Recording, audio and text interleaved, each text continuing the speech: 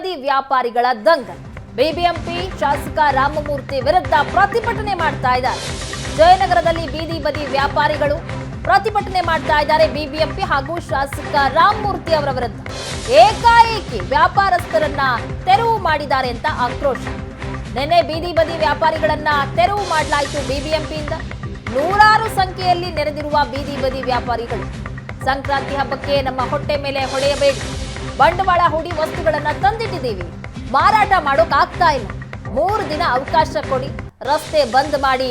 BBMP ವಿರುದ್ಧ ವ್ಯಾಪಾರಿಗಳು ಈ ರೀತಿ ಆಕ್ರೋಶವನ್ನ ಹೊರಹಾಕ್ತಾ ಇದ್ದಾರೆ. ಸಂಕ್ರಾಂತಿ ಹಬ್ಬ ಅಂತ ಹೇಳ್ಬಿಟ್ಟು ಸಾಕಷ್ಟು ವಸ್ತುಗಳನ್ನ ತಂದಿಟ್ಕೊಂಡಿದ್ದೀವಿ, ಈಗ ನೀವು ಈ ರೀತಿ ಮಾಡಿದ್ರೆ ನಮ್ಮ ಹೊಟ್ಟೆ ಮೇಲೆ ಹೊಡೆದಂತಾಗುತ್ತೆ, ಹಾಗಾಗಿ 3 ದಿನ ಅವಕಾಶ ಕೊಡಿ ಅಂತ ಕೇಳಿದ್ದಾರೆ.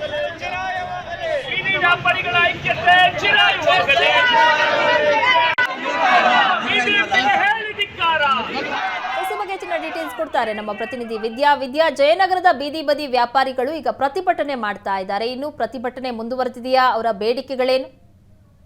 ಪ್ರಗತಿ, ಸದ್ಯಕ್ಕೆ ಬೀದಿ ಬದಿ ವ್ಯಾಪಾರಿಗಳೇನಿದ್ರು ಅವರು ತಮ್ಮ ಪ್ರತಿಭಟನೆಯನ್ನ ಕೈಬಿಟ್ಟಿರುವಂತದ್ದು.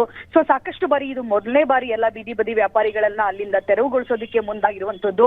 ಸಾಕಷ್ಟು ದಿನಗಳಿಂದಲೂ ಕೂಡ ಈ ರೀತಿಯಾದಂತಹ ವಾಗ್ಯುದ್ಧ ನಡೀತಾನೆ ಇದೆ. ಒಂದು ಕಡೆ ಬಿಬಿಎಂಪಿ ಅಧಿಕಾರಿಗಳು ಬರ್ತಾರೆ, ಬೀದಿ ಬದಿ ವ್ಯಾಪಾರಿಗಳನ್ನ ನೀವು ತೆರವುಗೊಳಿಸಬೇಕು ಅಂತ ಹೇಳ್ತಾರೆ. ಆದ್ರೆ ಯಾವುದೇ ಕಾರಣಕ್ಕೂ ಕೂಡ ಇಲ್ಲಿಯವರೆಗೂ ಒಂದು ನೋಟಿಸ್ ಅನ್ನ ಕೂಡ ಬಿಬಿಎಂಪಿಯಿಂದ ಜಾರಿ ಮಾಡಿಲ್ಲ. ಅದರ ಜೊತೆಗೆ ಏಕಾಏಕಿ ಬಂದು ಅವರ ಮೇಲೆ ದಾಳಿ ಮಾಡುವಂತಹ ಕೆಲಸವನ್ನ ಈಗ ಆಲ್ರೆಡಿ ಬಿಬಿಎಂಪಿಯ ಮಾರ್ಷಲ್ಗಳಿರಬಹುದು, ಅಧಿಕಾರಿಗಳು ಮಾಡ್ತಾ ಇರುವಂತದ್ದು.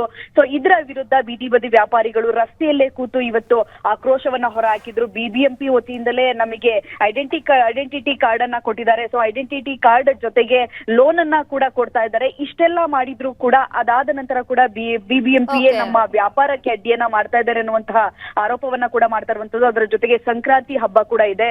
ಸಂಕ್ರಾಂತಿ ಹಬ್ಬಕ್ಕೆ ಈಗ ಆಲ್ರೆಡಿ ಅವರೆಲ್ಲರೂ ಕೂಡ ಹೂಡಿಕೆ ಮಾಡಿ ವಸ್ತುಗಳನ್ನ ತಂದಿದ್ದಾರೆ, ಮಾರಾಟ ಮಾಡಬೇಕು, ಸ್ವಲ್ಪ ಲಾಭವನ್ನ ಗಳಿಸಬೇಕು ಅನ್ನುವಂತ ದೃಷ್ಟಿಯಿಂದಾಗಿ ಈಗ ಆಲ್ರೆಡಿ ಬಂಡವಾಳವನ್ನ ಹೂಡಿರುವಂತದ್ದು. ಆದ್ರೆ ಇವರು ಈ ವ್ಯಾಪಾರಕ್ಕೆ ಅನುವು ಮಾಡಿಕೊಡದಿರುವಂತಹ ಹಿನ್ನೆಲೆಯಲ್ಲಿ ಸಾಕಷ್ಟು ತೊಂದರೆ ಆಗ್ತಿದೆ, ನಾವು ಆರ್ಥಿಕವಾಗಿ ಸಂಕಷ್ಟಕ್ಕೆ ಸಿಲುಕ್ತಾ ಇದೀವಿ ಅನ್ನುವಂತಹ ಆರೋಪವನ್ನ ಮಾಡ್ತಾ ಇರುವಂತದ್ದು. ವಿದ್ಯಾ, ನಿಮ್ಮಲ್ಲ ಡೀಟೇಲ್ಸ್ ಕಾಕಿ.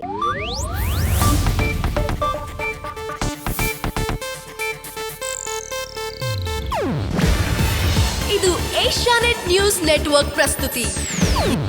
ನೀವು ನೋಡ್ತಿದ್ದೀರಾ ಏಷ್ಯಾನೆಟ್ ಸುವರ್ಣ ನ್ಯೂಸ್.